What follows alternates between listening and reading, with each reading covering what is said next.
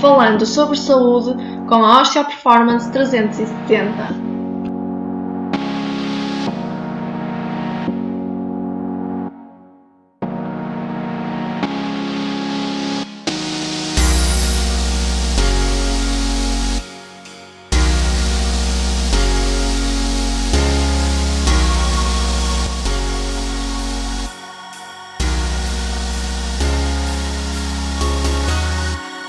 Olá a todos, bem-vindos a mais um Falando sobre Saúde com a Osteo Performance 360 graus. Hoje o nosso tema é o treino de força, o segredo está na massa. Não vamos falar sobre alimentação, vamos falar mesmo sobre massa muscular e o treino de força especificamente. Para isso, o nosso convidado hoje é o personal trainer, fisiologista de exercício, José Gonçalves. Olá, José. Olá, obrigado por teres aceito o convite para falar sobre este tema. Para começarmos, o mais importante é definir o que é força. Olha, força para já é uma grandeza física. No entanto, quando nós aplicamos o termo força ao exercício, referimos à capacidade muscular de gerar tensão. Então, no fundo, força é quase definida como uma capacidade de gerar tensão, podendo esta, no âmbito do exercício, criar ou não um movimento sobre uma determinada resistência que é aplicada. Normalmente as pessoas associam sempre a força a movimento, mas pela descrição, a força pode não ter movimento. Pode não ter movimento, pelo menos aparentemente visto. Por exemplo, quando existe muito agora os treinos com a abordagem dos exercícios isométricos, apesar de se nós formos a ver realmente na fisiologia do músculo, um movimento nunca é isométrico, ou seja, há sempre um movimento dentro das fibras musculares. No entanto, para quem vê do lado de fora, parece que o exercício está a ser de facto parado e simplesmente a única resistência que está a ocupar é tentar manter o corpo na estabilidade e sem movimento. É quase que acaba por ser um movimento antigravidade. No fundo sim, geralmente é contra a gravidade e por isso é simplesmente a resistência que nós temos é da gravidade em si.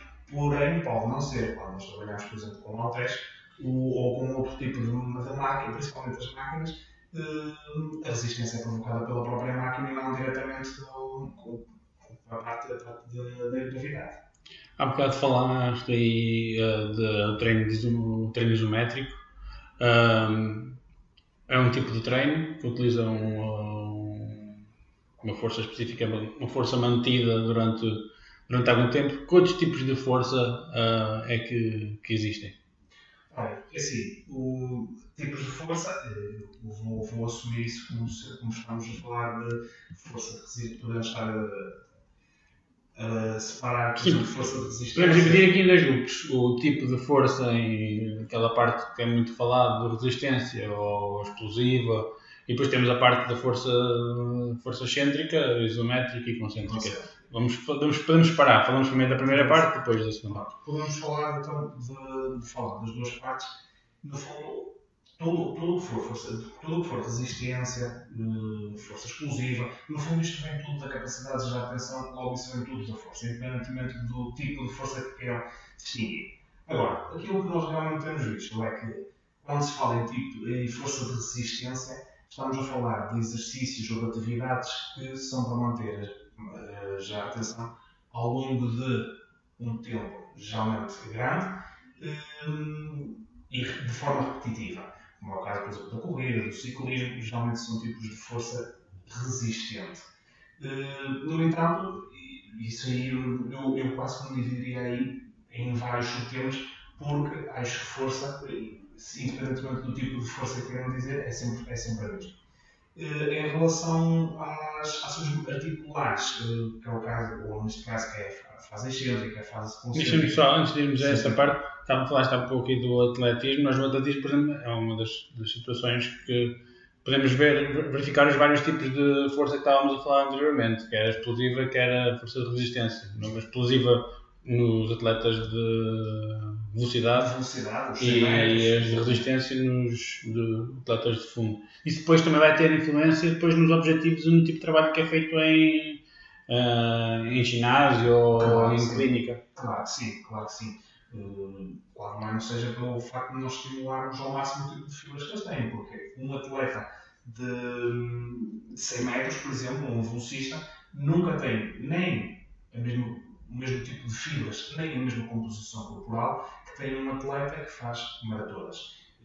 Não só, aparentemente, nós vemos, por exemplo, um atleta, um velocista, que tem sempre uma composição corporal com muito mais volume, uma pessoa com os músculos com um volume maior do que propriamente um velocista, geralmente, do que um maratonista. Geralmente os maratonistas são pessoas mais leves, com os músculos ou com uma estrutura física mais pequena, e isto não tem também a ver com o tipo de exercício que é feito. Um velocista necessariamente precisa de exercícios de forças máximas, ou pelo menos perto do máximo, não é? Força explosiva, rápida. Força explosiva, exatamente. E enquanto o maratonista precisa, de facto, de treinos mais prolongados, se bem que, mesmo assim, aos poucos, a própria metodologia do treino do maratonista está a mudar. Isto porquê? Basta pensarmos que, por exemplo, um maratonista faz competições de 40 km e é impensável, por exemplo, um maratonista no seu treino fazer 40 km por treino. Isso é impensável. Então, todos os treinos agora, até mesmo dos maratonistas, já estão a ser cada vez mais curtos e também o próprio estímulo durante o exercício também se torna diferente, mesmo e que serve na mesma de preparação para as provas que vão durar 40 km. Sim, dentro dos mesmos parâmetros, calhar, de frequência cardíaca e outras potência gerada, vão mais por aí do que lá está, é impensável estar a fazer treinos de 40 km.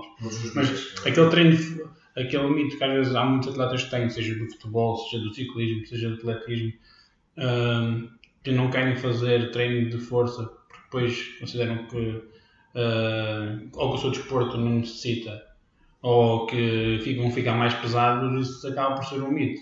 Sim, mesmo assim depende. Por exemplo, nós temos alguns desportos em que o controle do peso continua a ser fulcral. Por exemplo, vemos as artes marciais, por exemplo, ou os desportos de combate, em que o controle, como são distribuídos os atletas por escalões de peso, mesmo assim o próprio controle do peso continua a ser fundamental.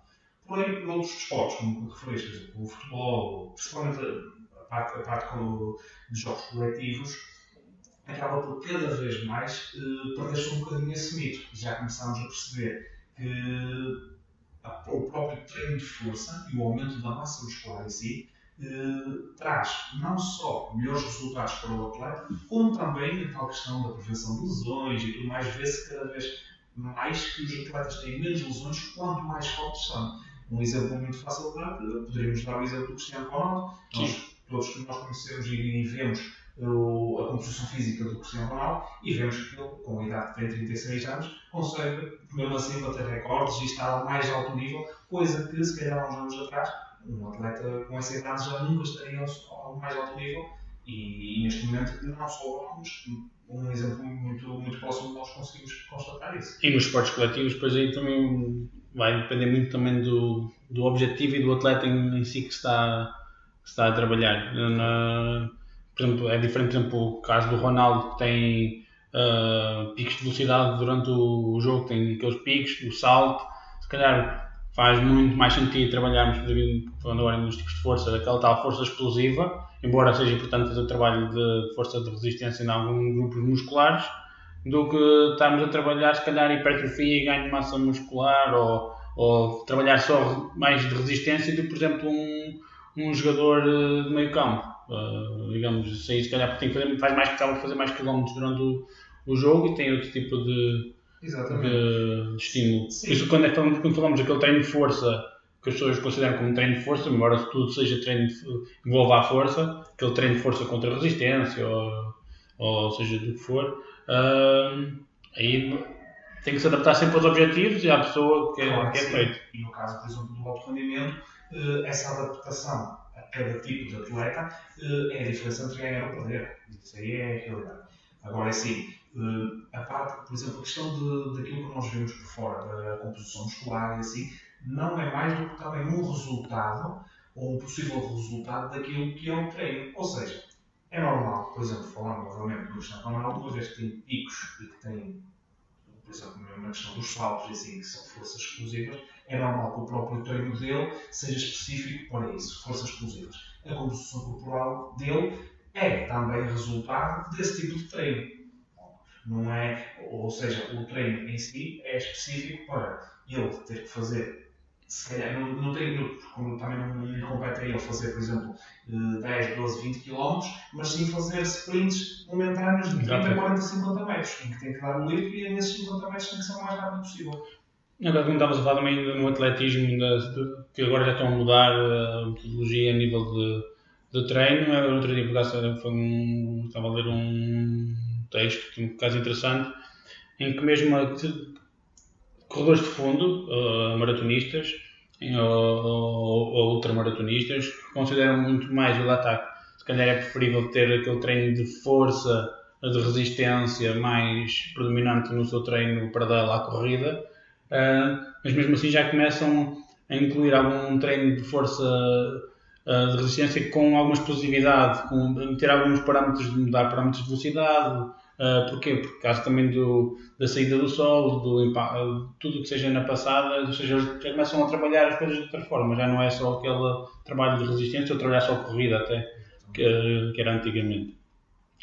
E agora estamos a falar então dos tipos de força e depois falámos agora da resistência e da força de resistência e força explosiva. E faltava depois falar a outra parte, isométrica, concêntrica e excêntrica. No fundo são mais ou menos movimentos articulares, ou seja, geralmente a força concêntrica é o que aproxima as extremidades extremidades ósseas, não é? Neste caso, em torno de uma articulação. A força excêntrica é o que afasta, a isométrica é manter o movimento. De qualquer das formas, mesmo assim, o tipo de força, desde que o volume de treino seja o mesmo, e isto já antecipando uma próxima pergunta que poderia ser qual é que é o mais benéfico, mesmo assim, desde que o próprio volume do treino seja mais ou menos equiparável, tanto vale fazermos treino de forma isométrica ou com movimentos concêntricos ou excêntricos. Isso já está mais que provado de que não existe grande diferença entre estes três movimentos. Porém, às vezes o que se pode ver, e em alguns estudos referem isso, há uma predominância em relação aos movimentos excêntricos. Continua a haver ainda assim muita ideia de que o movimento excêntrico é que promove os maiores ganhos de força. Não é assim, e só é assim nos estudos em que, por exemplo, em que não conseguem equiparar a carga. Nós conseguimos mover muito menos carga de forma concêntrica porque realmente temos que combater a carga contra a resistência. Ao contrário da excêntrica, que nós só temos que segurar o movimento. E então nós conseguimos com muito mais carga fazer o movimento excêntrico do que propriamente o concêntrico. Então por isso é que os ganhos de força também são maiores. Porque para o mesmo volume, os ganhos são exatamente os mesmos. Mas mesmo aqui na parte do concêntrico e do excêntrico isométrico, também falando dos atletas ou das pessoas em si, depois vai depender muito que grupo muscular é que estamos a trabalhar e qual é que é a finalidade do exercício em si. Por exemplo, se estivermos a falar de um atleta de ciclismo ou um halterofilista que faz justamente cargas de perna mais concêntrica, não faz sentido estar se calhar a trabalhar uma carga excêntrica com um maior volume. Se calhar o predominante dele vai ser as cargas concêntricas. Sim. Porque é mais por... Mas aquilo é um movimento articular que ele vai reconhecer em competição ou que vai reconhecer no dia a dia. Sim, exatamente. Será mais então pelo paralelismo que se faz depois com a prática da pessoa do que propriamente ter mais ganhos a fazer aquele tipo de treino. Sim, e eu penso que até poderíamos ir mais por aí no sentido da skill motora. Como durante o movimento há mais predominância no movimento concêntrico,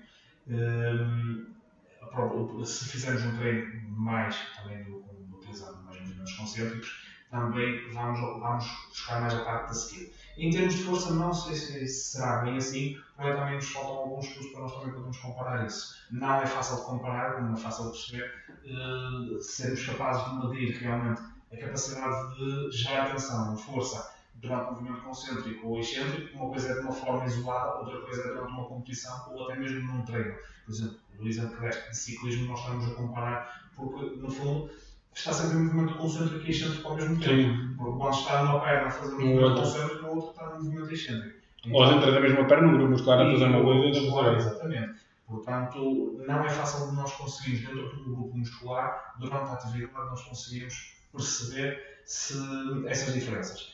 Um movimento isolado é mais fácil, nós conseguimos, mesmo assim, não existem muitos estudos que consigam comprovar Sim, porque há uns tempos pensava essa situação dos ganhos, que a força excêntrica, por haver aquele maior afastamento dos sarcómeros e da actina e da miosina, levar e todo o tecido muscular a haver mais derrame muscular, a haver outro tipo de situações que levavam que o músculo pudesse desenvolver melhor a capacidade. Daí até se calhar o trabalho excêntrico ter mais desconforto pós-treino. Mas então a nível depois de ganho de força em si ainda não há estudos que comprovem essa diferença. Não há. E os poucos que possam comprovar têm sempre, em algumas questões, alguns erros técnicos que depois colocam em causa o próprio estudo. Porque assim, não é fácil, não é uma questão fácil de nós conseguirmos avaliar, e compreendo que os próprios cientistas que tentam comprovar isso não tenham facilidade em conseguir comprovar isso. De forma teórica, faz sentido que realmente a fase excêntrica crie maior degradação muscular, precisamente pelo afastamento dos sarcómeros, da actina e da miosina, e como há esse afastamento, é normal que haja maior degradação. Com uma maior degradação, há maior construção depois no próprio descanso, e por isso faz sentido. Mas não nos podemos esquecer que isto é tudo teoria. Chegando à prática, o nosso corpo humano reage de forma diferente e nem sempre se pode apontar como sendo algo certo isso. E por isso, daí as dificuldades nós conseguimos comprovar determinado tipo de coisas. Estando a falar da parte do tipos de força relativamente ao movimento articular que é feito, e há bocado falaste nas skills motoras, faz sentido, vamos falar primeiro nos atletas e depois nas pessoas saudáveis.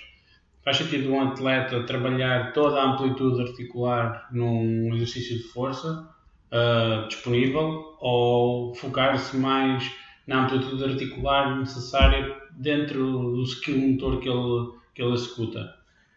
Eu vejo o treino de alto rendimento ou na performance de uma forma muito simples. Eu acho que eles devem realmente, durante todo o treino, utilizar o leque todo dos movimentos que têm.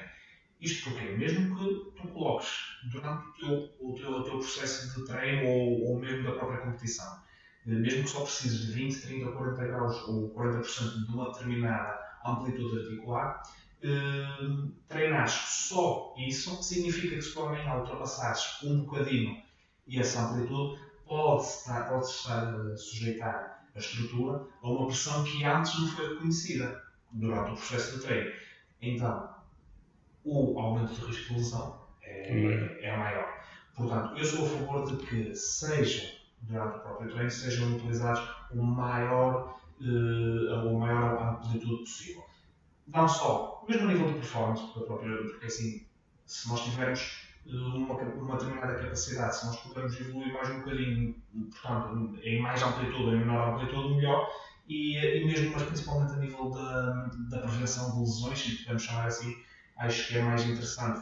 Se nós trabalhamos num determinado grau de movimentos, se pudermos ter força em todos eles, temos garantias de que se amanhã ultrapassarmos esses graus, temos pelo menos o suporte necessário para que não haja uma lesão. Então, se é assim nos atletas, muito mais é depois na população dita normal, comum, porque para o dia a dia, quanto maior for o background de movimento ou o random articular que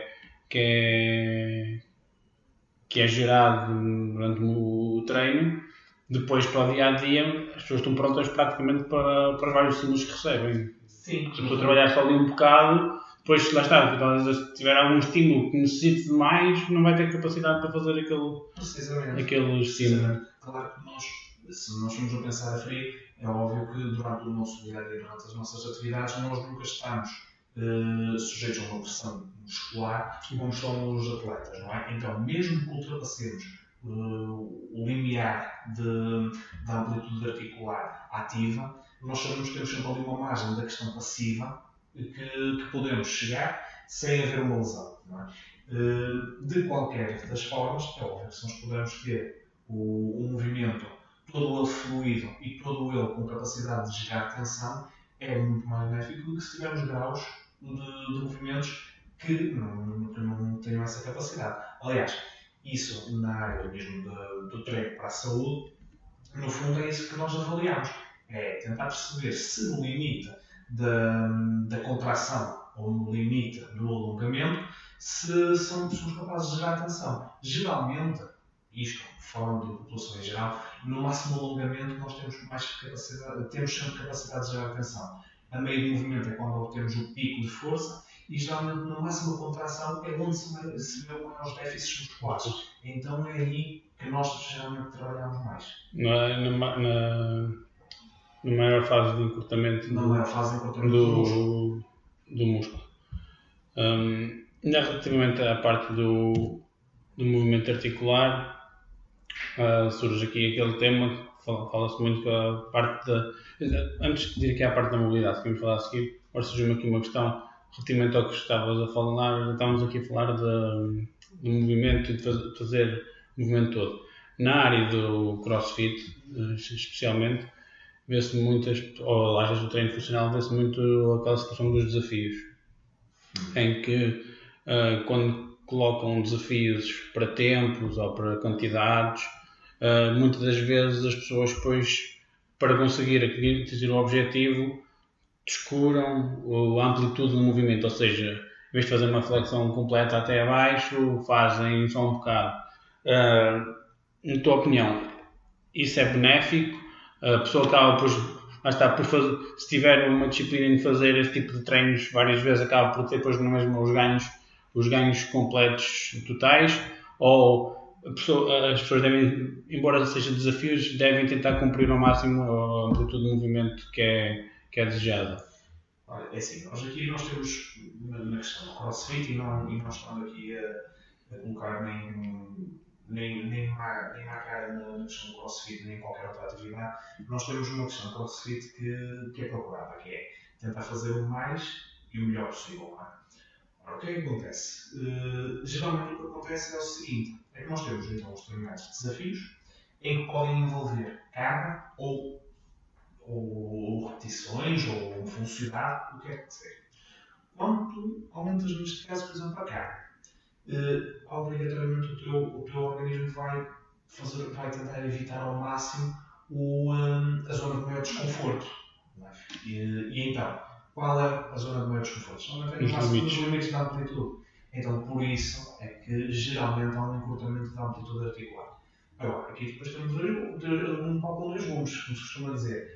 Ou queres tentar fazer realmente com cargas mais elevadas, e aí já não vais conseguir fazer ao máximo da amplitude. E se tentares, o aumento do risco de lesão é muito maior.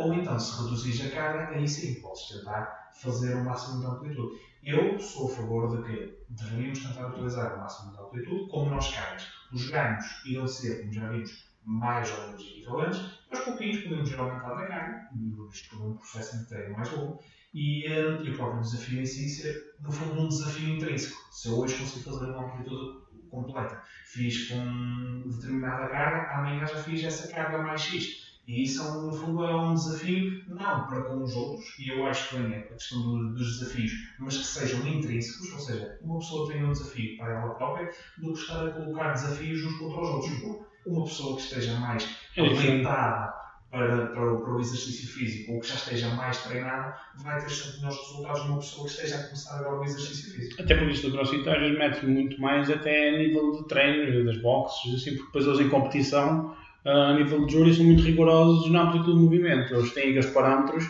e que se não cumprirem aqueles parâmetros de movimento é considerado no rep e então não é válido. Ou seja, eles depois em competição acabam por balizar aquilo que às vezes não é feito na prática, nos próprios treinos, na prática comum. Voltamos então a falando a nível de movimento articular, aquela situação da força e da mobilidade. O que é não é a mesma coisa. Podemos ter ganhos de força, sempre que se ganha força ou que se ganha massa muscular, perde-se mobilidade. É benéfico ter ganhos de mobilidade e não ter ganhos de força associados. Qual é o teu ponto de vista relativamente a este assunto? Isto, para já é assim. Mais uma vez, tudo é força. Então a própria mobilidade em si tem que ser proveniente da força. Geralmente o máximo de mobilidade passível de ser controlado no nosso corpo é encontrada onde nós temos uma maior autonomia muscular, ou seja, onde os rácios entre capacidades de gerar tensão do músculo e dos seus antagonistas e dos sinergistas estão equilibrados. Se nós temos um determinado grupo muscular que é muito forte e o seu antagonista ou sinergista não tem a capacidade de gerar tensão, aí nós estamos a perder uma possível mobilidade. Mesmo assim não significa que a consigamos ganhar, mas é uma possível mobilidade. Depois, em relação à força e à mobilidade propriamente dita, é importante nós termos, sim, mobilidade e é importante que essa mobilidade seja controlável. Havendo mobilidade, e isto falando já da área do exercício físico também da saúde, é importante, se nós encontrarmos, é possível nós termos mobilidade sem força. Geralmente, quando há força, também tem que haver a mobilidade como é óbvio, mas é possível termos algum tipo de mobilidade em alguma articulação sem conseguirmos manter a força nesses graus de movimento. Então, não sei se está dentro dos limiares da mobilidade passiva, mas aquela mobilidade ativa com força muscular não existe. Não existe, exatamente. Ou seja, existe uma força muscular nos focos de contração muscular, conseguimos manter a força, mas principalmente no limite da articulação, como já falámos há pouco, no limite da face concêntrica, onde o encurtamento, o músculo está completamente encurtado, por vezes não é fácil, há pessoas que não conseguem manter a força nessa amplitude. E aí é importante, e é isso o trabalho que nós fazemos, é colocar a força ao mesmo nível da mobilidade. Se é possível depois aumentar a mobilidade, vai ser proveniente da força, senão a própria força vai encarregar-se de aumentar essa própria mobilidade. Pode essa mobilidade estar limitada por acidentes ósseos ou outro tipo de problemas que possam existir dentro do nosso corpo. Sabemos que se existe mobilidade e se não existe dor, como é óbvio, a própria força deveria chegar ao limite da mobilidade. Se é possível ou não depois aumentar a mobilidade é outra questão, mas força deve existir em todo o leque de movimentos Por exemplo, quando falam de força e mobilidade, a primeira imagem que vem à cabeça é sempre as pessoas, não os ginastas, mas as pessoas das artes marciais. Karaté, taekwondo. As pessoas de taekwondo, também digamos taekwondo, para fazer um pontapé, se calhar qualquer um de nós não diria a amplitude completa como tem um praticante de taekwondo, mas se nós de forma passiva, alguém externamente pegar na perna e pode conseguir chegar lá acima. Mas depois é muito pouca gente que consiga executar um pontapé acima do nível da cabeça porque lá está, não tem a capacidade de contração muscular para lá chegar em cima. Então depois para manter lá em cima muito menos. Muito menos. Aliás, o que acontece no caso das artes marciais, dos desportos de combate, é que de facto eles conseguem também atingir realmente essas amplitudes. Colocar, por exemplo, muitas vezes a perna acima do nível da cabeça e tudo mais, mas só conseguem manter essa postura se for um movimento balístico, ou seja, se iniciarmos com rapidez e trazer a perna no chão até à parte da cima. Porque depois manter, primeiro já não é qualquer um que consiga, e depois é preciso que a própria articulação permita isso. Porque, por exemplo, uma pessoa que não tenha amplitude suficiente para ultrapassar, por exemplo, os 90 graus de flexão da perna, se ultrapassa de forma balística, pode passar. Agora, se era ali o limite articular, garantidamente que não vai conseguir manter a perna lá em cima. Isso é certo. Agora, são muitos poucos os casos, mas as pessoas conseguem colocar a perna acima do nível da cabeça e fazer aqueles pontapés mais acima do nível ou à cabeça do adversário e tudo mais, com força. Porém, geralmente o que acontece é que chegam lá derivado da força bolística, da explosiva. Mas lá está, mais uma vez, como é explosiva, não há controle da massa muscular em si. Existe sim uma descarga energética no início do movimento, que é quando o músculo tem força, mas no fim do movimento a força que vai é, no fundo, entre aspas, do lanço que levou desde trás até... Geralmente fazem quase sempre um golpe, como se fosse um golpe de chicote. Exatamente. Chegou lá a bater. Produz energia, chegou lá a bater e recua e faz logo. Há quem faça isso, chega lá, faz a batida e retira logo para fazer o efeito de bater e retirar. Exatamente. Ainda aqui, por exemplo, quando falamos de mobilidade, muitas vezes as pessoas associam a parte de fazer alongamentos. Sei que, dependendo do que é que as pessoas. Alongamento pode ser muita coisa, dependendo de com quem estamos a falar, pode ser interpretado de muita maneira. Mas nós também podemos ganhar esta mobilidade através de um trabalho de força. Através de lá que falaste das sinergias do agonista-antagonista e da inibição recíproca de um com o outro, ou seja, da parte neuronal nós conseguimos trabalhar esses ganhos de amplitude, porque quando o músculo está contraído o outro tem que relaxar. Se nós estivermos a estimular muito o músculo para contrair, para tentarmos inibir o seu antagonista, inibir entre aspas, porque ele tem que haver sempre algum controle, mas ao estarmos sempre a recrutar o agonista num determinado movimento, se associarmos a isso a um movimento de mobilidade que promove o tal alongamento, entre aspas, do antagonista, acabamos por ter sempre aqueles ganhos de mobilidade, ou de amplitude articular, mas aí através de um ganho de força, não é só aquele alongamento passivo. Portanto, estavas a falar, o alongamento passivo em si não serve para nada. Exatamente.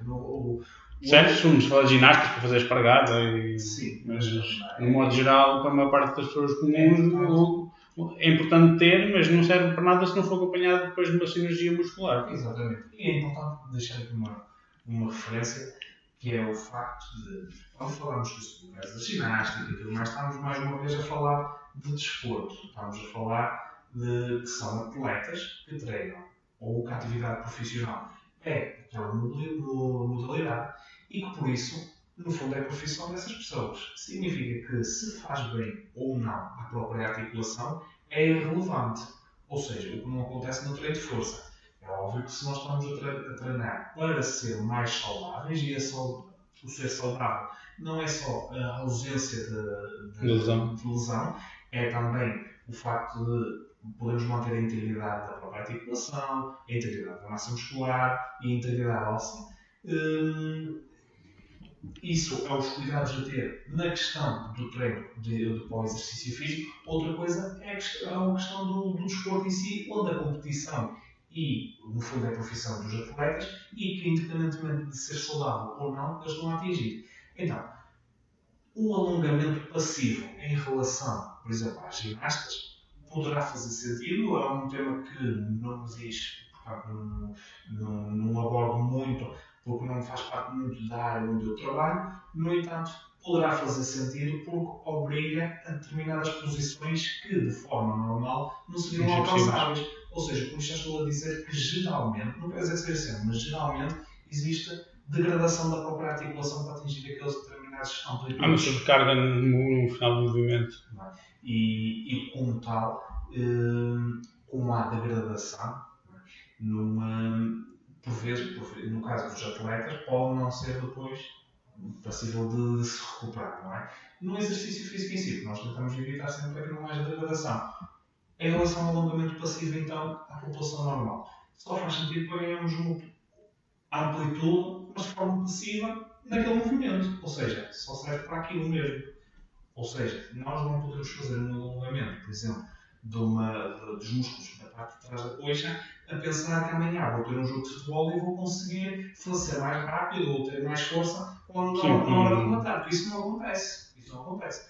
Portanto, a única forma, ou pelo menos a forma mais capaz de ganhar mobilidade, é de facto ganhar mobilidade com movimento. Há quem chame alongamento ativo. Tudo que for alongamento ativo engloba um movimento. Se existe movimento, existe força. Logo, é treino de força, não é alongamento.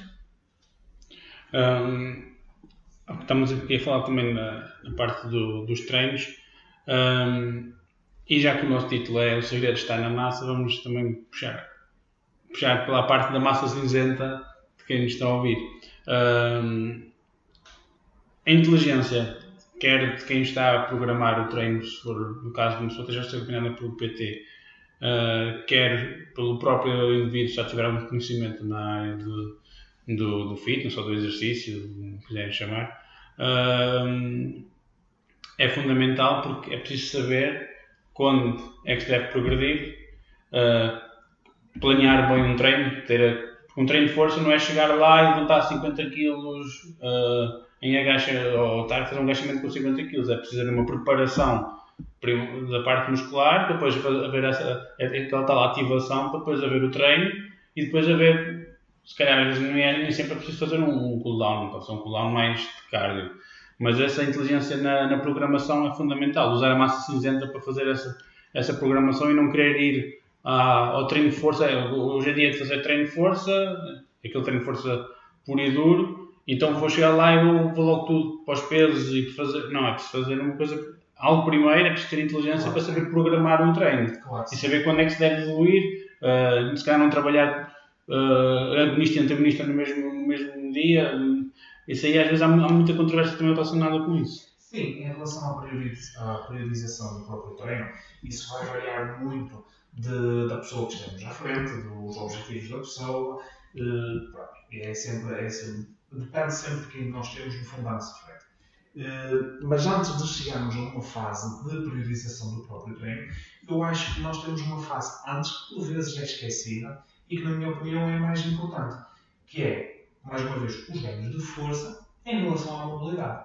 Então, e o que é que eu quero dizer com isto? Por exemplo, se nós estamos a falar, pegando muito o exemplo do agachamento, como é que nós podemos colocar uma pessoa a fazer um agachamento, ou uma pessoa possa querer fazer um agachamento logo no primeiro treino, se não sabe qual é o limite articular passível de ser utilizado na articulação da anca, por exemplo, ou do joelho, ou do tornozelo.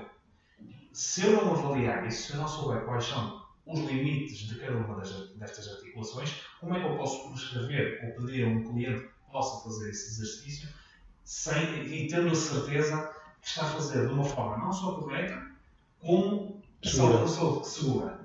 Não tem essa hipótese. Então, o processo inicial é sempre avaliar o cliente, tentar perceber não só que amplitudes é que tem, como em que amplitudes é que tem força.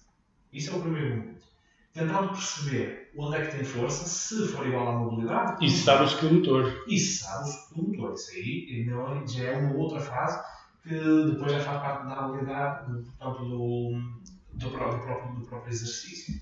Que no fundo é a habilidade externa. Aquilo que eu procuro antes é a habilidade interna, ou seja, a capacidade de gerar atenção, a capacidade da própria pessoa entender a contração muscular e onde é que deve contrair. Isso também é importante durante o exercício. Estava dentro agora da próxima pergunta das adaptações neuronais. Exatamente. Que no fundo é uma resposta neuronal, não é?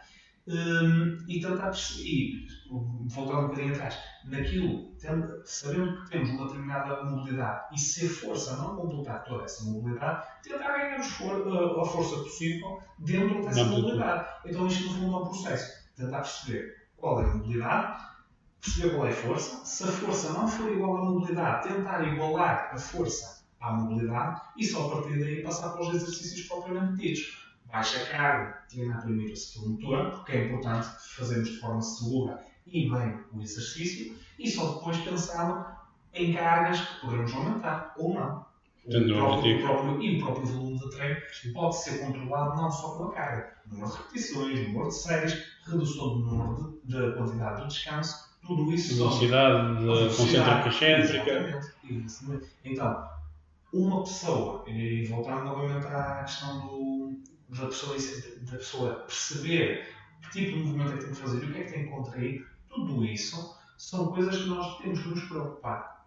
Ou faz parte da priorização antes de nós podermos aumentar uma carga ou aumentar o volume de treino propriamente dito. E a mesma própria programação, de saber quando é que se deve incluir o treino de força puro e duro, Por exemplo, se forem atletas, saber quando é que se deve inserir, se é antes da corrida, por exemplo, um atleta faz corrida, se é antes da corrida, se é depois, se é nos dias de intervalo, se for um atleta profissional não tem dias de intervalo, mas saber quando é que deve fazer, se calhar não nos dias que vai fazer velocidade. Todo esse encaixe é preciso, lá está, é preciso ter conhecimento e saber quando é que se deve fazer cada coisa.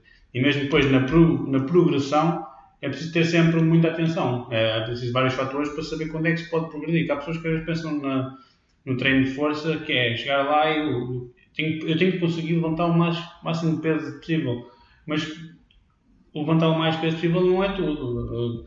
Há muitas coisas antes, se calhar, se a pessoa fizer 8 repetições com 70 kg ou 10 repetições com 25, se calhar às vezes está a ter mais benefícios com os 10 vezes 25 do que com os 70, porque se calhar não está a fazer, mas está na amplitude motora suficiente, já não está a usar todo o padrão disponível, já está se calhar a fazer compensações com outros grupos musculares menos aqueles que interessam e já é diferente, as coisas já não estão a ser feitas para bem disso. Deve saber quando é que se deve progredir, ter paciência, isto lá está, são coisas que demoram às vezes anos, ter um bom trabalho motor demora anos, por isso as pessoas não podem ver as coisas tudo de uma vez para a outra e como o Carlos diz bem, é quase como se fosse uma competição com ele próprio, ou seja, mas ter inteligência, usar tal ao máximo que cinzenta para depois ter ganhos de massa muscular. Precisamente. E não é só, além de tudo o que tu referiste bem, temos uma outra questão, é que o próprio atleta ou a própria pessoa do dia a dia que vai treinar não é todos os dias igual. É a mesma pessoa, como é óbvio, mas a forma como o organismo está por dentro é diferente todos os dias. Então eu hoje posso conseguir realmente fazer até com uma técnica boa, com um período de descanso normal, com uma rapidez durante o exercício, fazer o exercício de forma lenta, posso conseguir fazer isso tudo e hoje fazer 8 repetições de 70 kg. E amanhã já não estou na mesma capacidade e amanhã o meu limite seria realmente as 8 repetições, mas em vez de ser com 70 kg, só conseguir com 60 ou 50. E não significa que esteja necessariamente mal. Nós temos que perceber... Está a dar estímulo mesmo ao músculo. Exatamente. E nós temos que perceber que o nosso corpo não é só um monte de ossos, músculos e articulações, mas também temos uma coisa muito importante que é a questão do cérebro e tudo o que se passa lá dentro das respostas neurais para o próprio estímulo muscular. Então, pois, por exemplo, uma pessoa que esteja mais deprimida, uma pessoa que esteja mais cansada, nunca tem a mesma capacidade de treinar e de gerar atenção e por isso suportar mais cargas numa pessoa que esteja, ou da mesma pessoa que num outro dia qualquer esteja perfeitamente que esteja num dia bom, que esteja bem no treino. Então, a mesma pessoa pode ser diferente hoje e amanhã. A nível das adaptações neuronais, a nível do ajustar das cargas, da pessoa poder aumentar mais carga ou reduzir, há algum timing que se deve cumprir ou é também um bocado pela avaliação que é feita e pelas sensações que a pessoa tem ao fazer o próprio exercício? Digo isto, por exemplo, a pessoa está a fazer com 20 kg, está a fazer com um bom skill motor, mas calhar ainda não tem percepção, no que estavas a falar, não tem percepção ainda de que músculo é que tem que exatamente contrair. Mas faz as 20 repetições 10 vezes, faz os 20 kg 10 vezes, 3 séries. E faz bem, está tranquilo, o esforço associado à intensidade do estímulo, já deve progredir para um peso acima ou deve se calhar continuar naquilo e tentar incorporar a musculatura que está a trabalhar para ativar ainda mais a parte neuronal e recrutar mais pontos motores e mais fibras musculares para depois sim conseguir progredir para o peso acima. Sim, primeiro o objetivo sempre do treino será que o próprio movimento seja controlado ou seja bem controlado para a própria pessoa e que a própria pessoa tenha noção do que está a fazer e de que tipo de exercício está a fazer e também que músculos ou pelo menos que zonas musculares deve contrair. É óbvio que nós não podemos pedir às pessoas que conheçam os músculos, porque isso aí faz parte do nosso conhecimento técnico, mas não tem a população em geral, não tem que ter conhecimento. Mas pelo menos tentar perceber onde é que tem que contrair e em que zonas do corpo é que tem que tentar contrair. Isso aí é um ponto fulcral. E só a partir daí aumentar a carga, porque não serve de nada nós estamos a aumentar uma carga pensar nos resultados musculares se o próprio cérebro, na ligação ao músculo, não faz o estímulo suficiente para a pessoa perceber que é aquele músculo que deve trabalhar. Portanto, primeiro, que haja consciencialização da própria pessoa em relação ao exercício e que grupos musculares que estão envolvidos, e só depois sim aumentar a carga, repetições, séries, tudo o que esteja à nossa mão para podermos evoluir. E dentro do mesmo exercício, por exemplo, ao longo de uma semana, uma pessoa que até seja bastante ativa, não precisa ser uma atleta, uma pessoa normal, faz sentido, agora falámos daqueles vários tipos de força, faz sentido ao longo da semana, ou se temos a alongar ao longo do mês, ter vários estímulos, ou seja, trabalhar quer forças excêntricas com mais ênfase, trabalhar a força excêntrica, trabalhar um pouco de isometria, fazer trabalho mais de velocidade, trabalho mais calmo, com mais foco na força de resistência ou força hipertrofia, se bem que agora já se diz que a hipertrofia há sempre, independentemente do que é que estejas a fazer.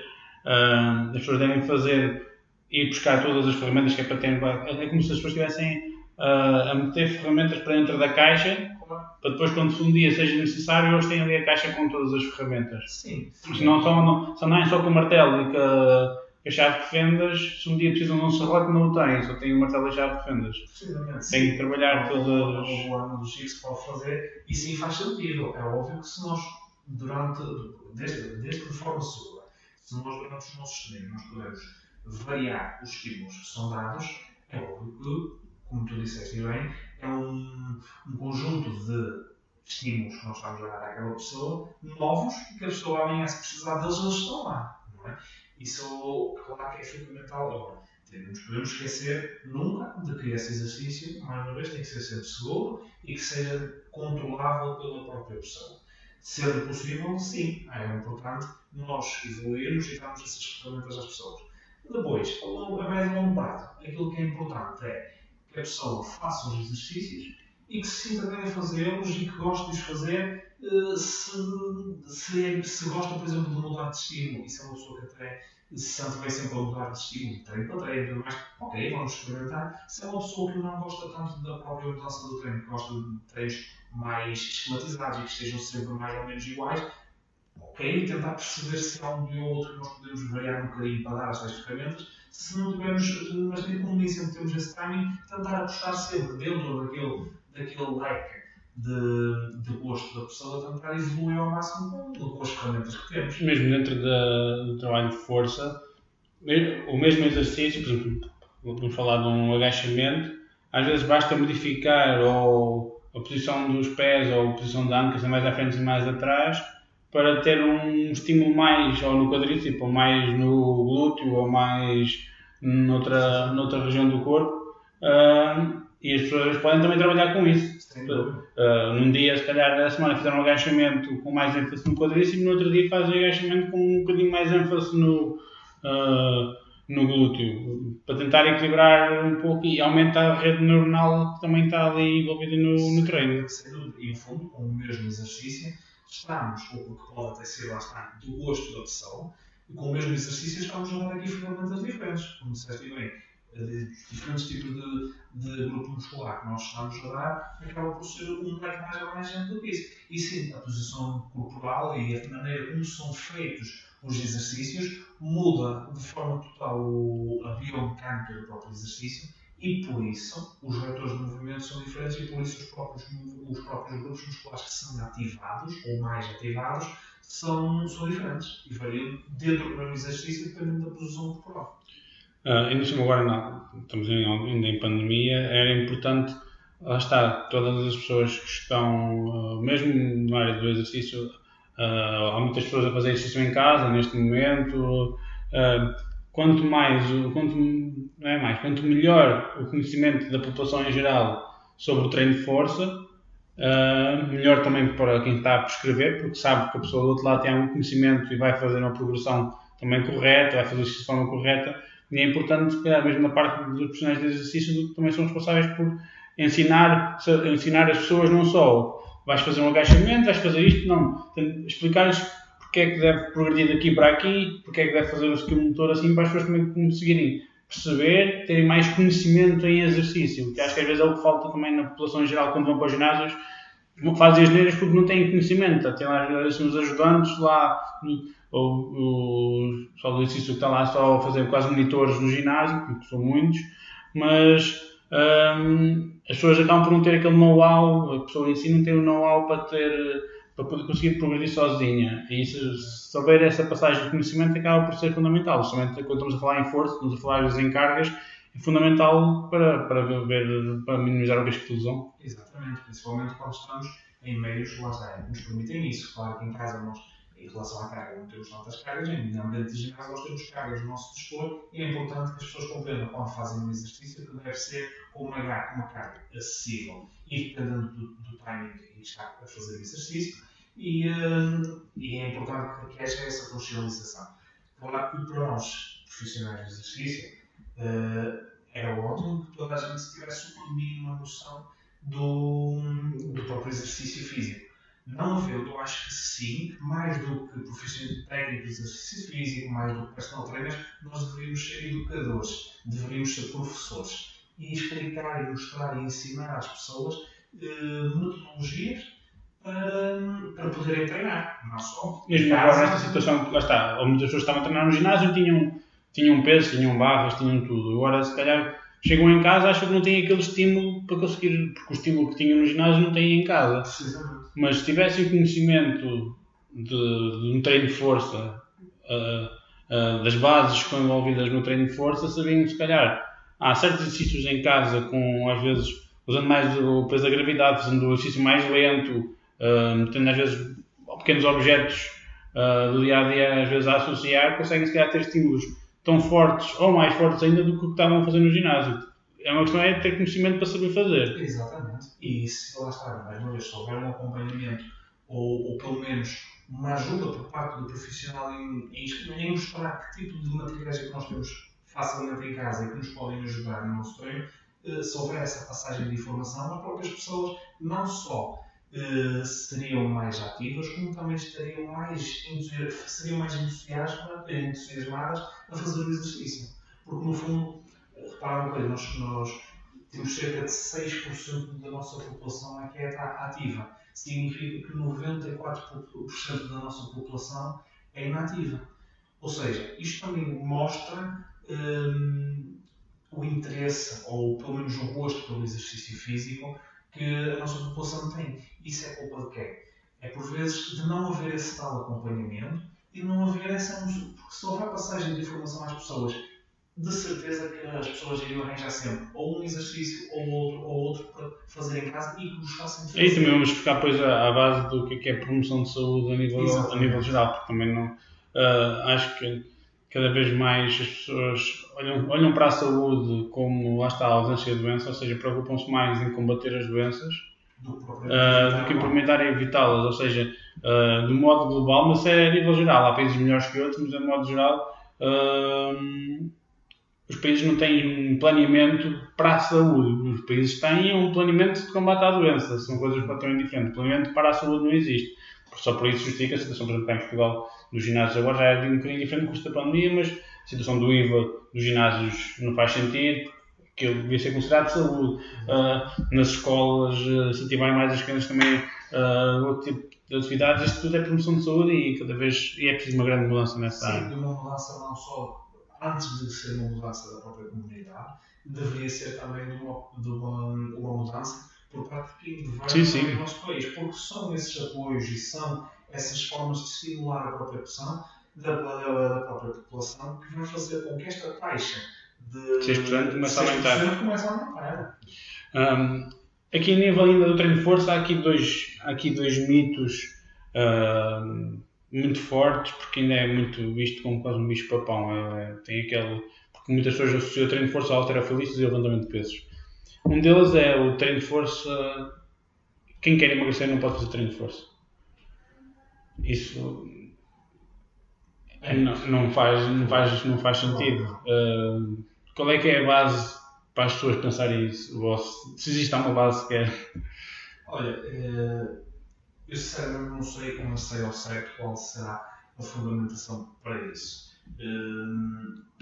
O que eu geralmente vejo, ou o principal argumento que vou vendo, é tem muito a ver com a questão de números, tem a ver com o peso. Então, uma pessoa não acredita que possa emagrecer com um treino de força porque o peso se mantém. Agora, é importante que as pessoas compreendam que, ao perdermos ou ao fazermos treino de força, podemos estar a emagrecer, mas estamos a ganhar massa muscular. Ou seja, é massa que entra, portanto é peso que se mantém ou até pode aumentar. Sim, a fase inicial às vezes aumenta. Aumenta, exatamente. Ou seja, nós numa fase inicial, aquela fase em que ainda não estamos necessariamente a perder gordura, mas já estamos a aumentar a massa muscular, até podemos aumentar facilmente de peso. Não é? Depois, poderemos perder ou não, dependendo da quantidade de massa muscular que nós vamos conseguindo construir. Eu penso que deve ser este principal argumento que leva as pessoas a acreditar nisso. Agora, não é justificável porque, de facto, o próprio exercício... Eu por acaso, acredito que o exercício físico não seja o papel, não tem o papel principal na questão do emagrecimento. Acredito que o exercício aliado à nutrição tem um papel fundamental. Daquilo que eu tenho visto, daquilo que tenho estudado, se tentarmos emagrecer só com a ajuda do exercício físico, geralmente não há alteração nenhuma. Pode haver coisas ligeiras, mas... Muito ligeiras, porque geralmente se não houver também uma alteração... Ou então tem que ser uma intensidade de exercício... muito alta. Mas mesmo assim... Aqui por acaso depois devemos ter, se calhar, um live sobre esse tema. Aqui se calhar a relação está sempre no gasto calórico. No que entra e no que é gasto. Exatamente. Se o exercício... Pode não haver uma dieta alimentar, mas se o gasto calórico provocado pelo exercício e o gasto calórico diário for superior ao ingerido, vai sempre haver ali um déficit, e esse déficit depois, ao longo do tempo acaba por ter efeitos de redução de peso. Mas se não houver esse déficit, acabou, não tem hipótese. Nós podemos aumentar os nossos níveis de atividade física. Se estes não forem superiores à ingestão de calorias, vamos ter sempre calorias a sobrar. Isto é fácil de fazer as contas. Nós consumimos 2.000 calorias. Se só gastarmos 1.900, todos os dias vão sobrar 100 calorias. Isso é enorme. E ela vai ficar em algum sítio.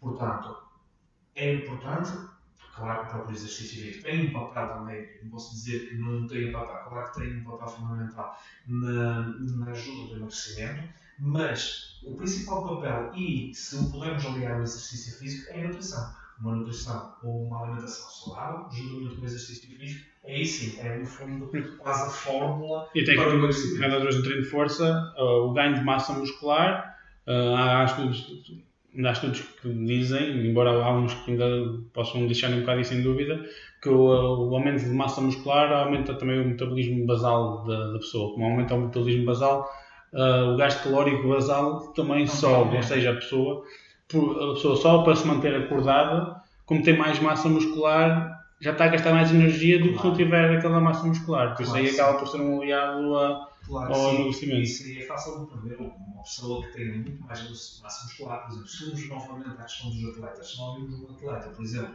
um halterofilista, gasta muito mais calorias do que se for um maratonista no seu dia-a-dia. Não estou a referir ao processo de competição, ao processo de treino, mas no seu dia-a-dia, em geral, gasta mais. Isto porque tem mais massa muscular. E a própria massa muscular e come muito mais gasta energia, não é? Porque para nós mantermos um músculo ativo, mesmo que não seja em treino, basta o facto de estarmos acordados e tem que ter energia. Tem que ter energia. E para sustentar uma massa muscular muito superior, também tem que gastar mais energia.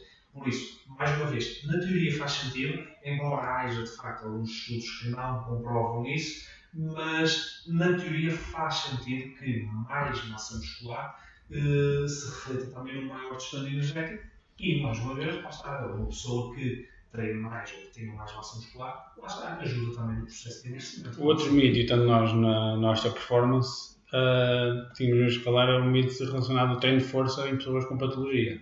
Seja ela patologia articular, seja ela patologia óssea.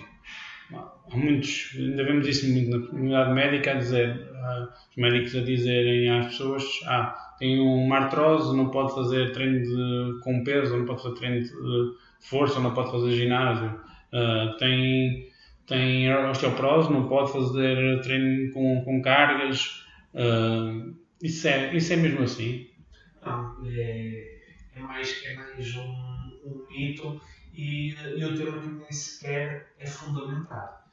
Porque basta ver o seguinte, geralmente o que acontece de facto a comunidade médica em geral, cada vez menos, felizmente cada vez menos, mas no passado houve muita ideia de que o treino sem carga, ou até reduzir a carga, como por exemplo o treino em meios aquáticos, que retira a carga do próprio corpo sobre as próprias articulações e os próprios ossos, que acaba por ser mais benéfico e não provocar mais problemas. Mas, no entanto, isso não é bem assim. A nível ósseo, se nós podemos dar, por exemplo, o exemplo da osteoporose, pelo contrário, o osso precisa de carga, precisa de estimulação para se poder reconstruir. E a própria carga que o músculo provoca ao contrair também acaba por estimular a produção dos fibroblastos. Portanto, os músculos cobrem o próprio osso e a carga do músculo a exercer sobre o osso é isso que provoca também o aumento da massa óssea ou da densidade mineral óssea, que de resto é só uma das duas formas possíveis do músculo se poder reconstruir. Ou então se for fratura, se partir, ele torna-se a reconstruir. Ou isso, ou então realmente com a tensão do próprio tendão sobre o osso. E depois a nível articular, lá está, também não faria muito sentido porque uma articulação, como mais acá falámos dos limites da amplitude, ela é protegida, tem estruturas passivas que a protegem, mas a maior parte da proteção de uma articulação em grande parte dos grupos músculos, grandes articulações, é a parte muscular. Exatamente. Por isso, se não houver um treino de força associado a uma patologia de uma artrose, seja onde ela for, ou uma patologia articular, se não houver massa muscular a proteger uma articulação, ela está mais fragilizada, está mais sujeita a mais desgaste ainda, a provocar mais dor, ou seja, estamos a fazer tudo ao contrário. Tudo ao contrário. O treino com carga acaba por ser o melhor método, ou pelo menos geralmente um método mais eficaz para o tratamento ou para a não continuação da degradação, neste caso articular. Porém, há aqui sempre uma ressalva. Isto é importante termos sempre a indicação que há sempre prós e contras. E na questão da articulação, uma articulação e como disseste bem, muito em volta de massa muscular, também se nós trabalharmos em amplitudes em que lá está a massa muscular ou o músculo não tem a capacidade de gerar tensão, como falamos no início, quem vai sofrer a própria carga vai ser a própria articulação. Ou seja, a carga em si aí é maléfica para a própria articulação. Agora, se me perguntar, mas é preferível o treino de força ou o treino sem resistência? Ou neste caso, não podemos dizer sem resistência, mas estamos a falar de treino de força que as pessoas conhecem mais. É óbvio que o treino de força é, desde que feito em condições, em boas condições, e desde que seja controlado, é sempre mais importante o treino de força em si do que propriamente um treino sem resistência. Até porque um corpo com uma estrutura muscular competente está muito mais protegido a qualquer tipo de lesão, seja ele de coluna, seja ele de joelho, seja o que for. Ou seja, a proteção muscular de um corpo que esteja bem trabalhado. E o que eu digo bem trabalhado não é de hoje para amanhã, são coisas a longo prazo. E nós, assim, em clínica, vemos muito as pessoas que têm um corpo bem trabalhado aparecem muito menos em clínica. Exatamente. Estamos então a concluir o nosso podcast de hoje. De forma de resumo, basicamente não tenham medo de treino de força. O treino de força não é um mito, não é um tabu. Toda a gente pode fazer. Toda a gente pode fazer e deve fazer. Toda a gente pode e deve fazer, e sejam eles atletas de modalidade de força, sejam elas pessoas com patologia, sem patologia. Precisamente. Desde prescritos e desde que sigam por uma linhagem que tenham em consideração a pessoa que tem à sua frente e as suas limitações da própria estrutura. E tentem saber sempre mais sobre o processo de treino, sobre como é que devem evoluir para se tornarem também autónomos no exercício. Podem ter, lá está, coisas. eu vejo isso quer na área do exercício, quer na área da fisioterapia ou da osteopatia, vejo sempre, isso é igual para todas, até na área da medicina. As pessoas não nos devem ver como nós a fazer tudo, estamos sempre lá.